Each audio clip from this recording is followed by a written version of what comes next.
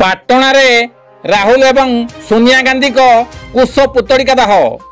ଭାରତର ପ୍ରଥମ ନାଗରିକ ମହାମହିମ ରାଷ୍ଟ୍ରପତି ଦ୍ରୌପଦୀ ମୁର୍ମୁଙ୍କୁ ଗରିବ ମହିଳା ସମ୍ବୋଧନ କରିଥିବାରୁ ତାର ପ୍ରତିବାଦରେ ପାଟନା ବ୍ଲକ ମୁଖ୍ୟାଳୟ ବ୍ଲକ ଛକଠାରେ ପାଟନା ବିଧାୟକ ଅଖିଳ ଚନ୍ଦ୍ର ନାୟକଙ୍କ ନେତୃତ୍ୱରେ ଏକ ପ୍ରତିବାଦ ସଭା କରାଯାଇ ସୋନିଆ ଗାନ୍ଧୀ ଏବଂ ରାହୁଲ ଗାନ୍ଧୀଙ୍କ କୁଶ ପୁତଳିକା ଦାହ କରାଯାଇଛି।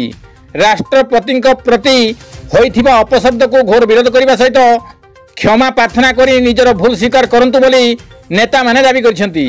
କାର୍ଯ୍ୟକ୍ରମରେ सांसदों पाटना ब्लॉक प्रतिनिधि प्रहलाद पोलई, बीजेपी वरिष्ठ नेता कमलाकांत दास, दुर्गाचरण नायक, सोमवारी मुंडा, सुचित्रा महांत, प्रकाश कुमार सेठी, मंडल सभापति ब्रज सेठी, पूर्वतन मंडल सभापति रमेश चंद्र महांत, सुजित कुमार दास, संजय कुमार पोलई, नितेश महांत, केशव बारिक, युधिष्ठिर महांत, मधुसूदन महांत, डम्बरुधर महांत, हरिश्चंद्र महांत, संजीव कुमार महांत, कृष्णचंद्र महांत सहित बहु बीजेपी नेता और कर्मी उपस्थित थिले।